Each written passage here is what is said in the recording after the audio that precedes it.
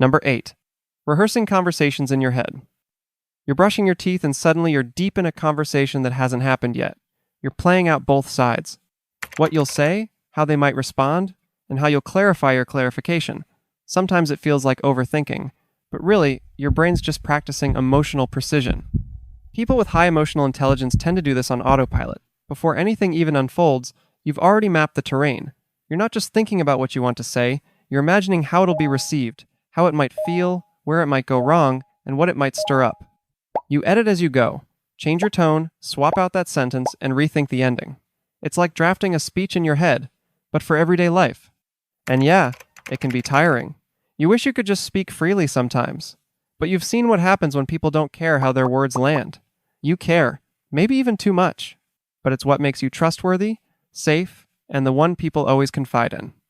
What could pass as overthinking is actually pre-feeling, and for someone with emotional intelligence, that's just part of how you move through the world. Number 7. Changing yourself around different people. Around one friend, you're louder. Around another, you soften. You can switch from goofy to grounded, depending on who just walked into the room.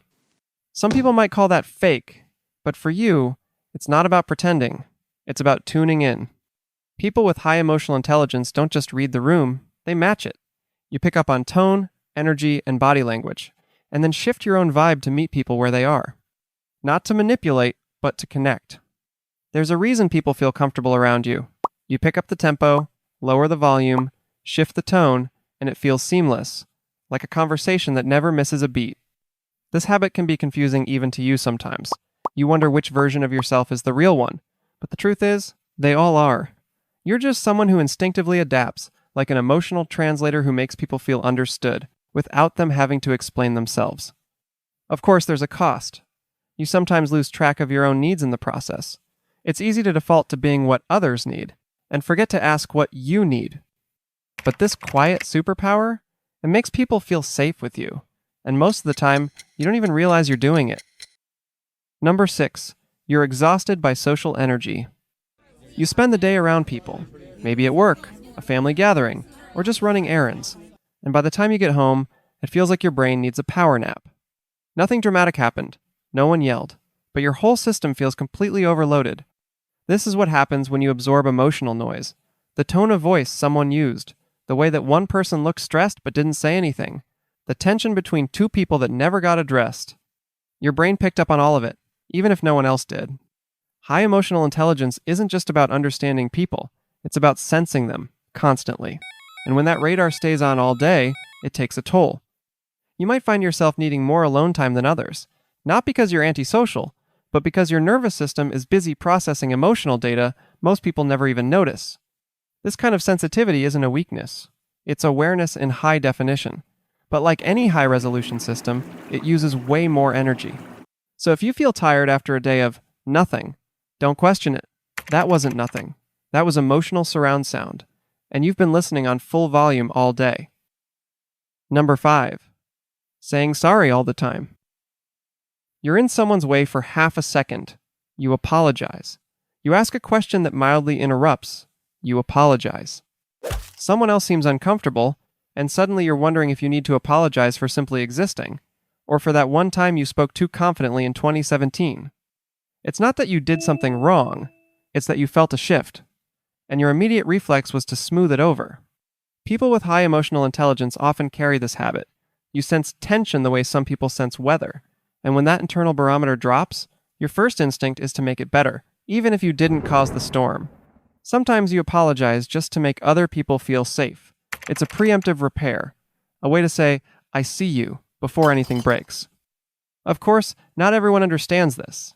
To them, it might look like insecurity or people-pleasing. But for you, it's about attunement. You know when something feels off, and your empathy steps in first. The hard part? This habit can chip away at your own confidence if it's left unchecked. You don't owe everyone comfort at your own expense.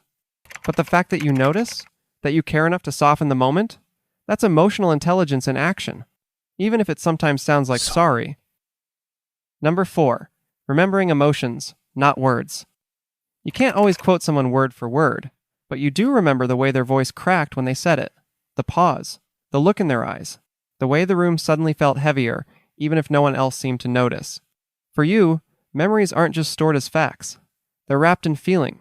You don't just recall what happened, you recall how it felt to be there, with that person, in that moment. People with high emotional intelligence tend to carry this kind of memory. You pick up on the texture of interactions, the shifts in tone, the tension under the surface. You might even remember someone else's discomfort more clearly than your own. That's why certain moments stick. A throwaway comment that wounded you, a glance that said more than a whole conversation, a silence that felt too loud. These things don't leave easily, because your brain filed them under important. And that filing system? It's why you connect deeply, why people feel seen around you. You don't just remember the story, you remember the emotional fingerprint it left behind. That's the kind of detail that fades for most people, but with you, it sticks, and that's what makes you different. Number 3, obsessing over what you said. It's hours later. The conversation's long over, but your brain is still rewinding the tape, checking every word, every look, and every pause. Did I say too much? Did they seem a little quieter after that? Should I have phrased that differently? You may think you're being dramatic, but you just care deeply about how people feel and whether you accidentally caused harm without meaning to. For people with high emotional intelligence, this kind of post-event processing is common. You pick up on nuance that others miss. So it's logical that your brain wants to review the footage, not to punish yourself, but to make sense of what happened. And yeah, sometimes it gets tiring. You wish you could just move on like everyone else. But your mind stays behind, combing through the moment for anything that might need repairing. The hardest part? Most of the time, everything was fine. No one's upset, no damage was done. But you still replay it because you're wired to care before it's obvious you need to. That's conscience, compassion, and emotional awareness, all trying to protect the people around you. And sometimes, to protect yourself too. Number 2, feeling what other people feel. You're watching a talent show, and someone hits a high note. Suddenly your eyes are watering. Or you see a stranger hug their kid at the airport, and something in your chest just cracks open. It doesn't matter if you know them, and neither does the context. You feel it, like it's happening to you. That's emotional empathy. And if it hits you like that on a regular basis, chances are your EQ is high. People with emotional intelligence often have strong affective resonance, meaning their nervous systems light up in sync with what they observe. Instead of just witnessing emotion, you absorb it. Your body gets involved, your breath shifts, your eyes sting a little, sometimes you cry, and it's not even your story. It could seem you're being overly sensitive, but it's more that you're just highly attuned. Your mirror neurons are doing their job with a little too much enthusiasm. Sure, it makes sad movies unbearable, commercials dangerous, and heartfelt speeches a landmine, but it also makes you incredibly present with people. You don't just sympathize with them, you feel alongside them. That depth is rare, and whether it's a television moment or real life, your heart shows up, fully. Number 1, softening your words to protect others.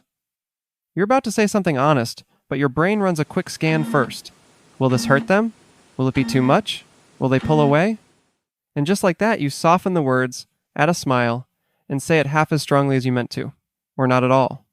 People with high emotional intelligence do this all the time. You're not hiding who you are.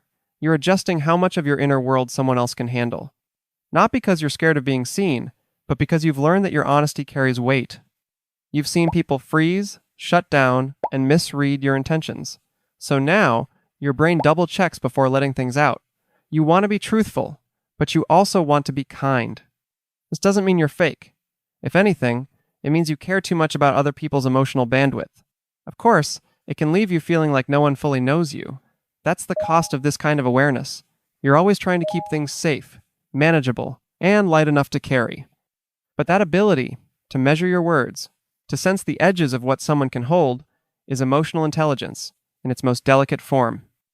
And honestly, it's a beautiful way to live.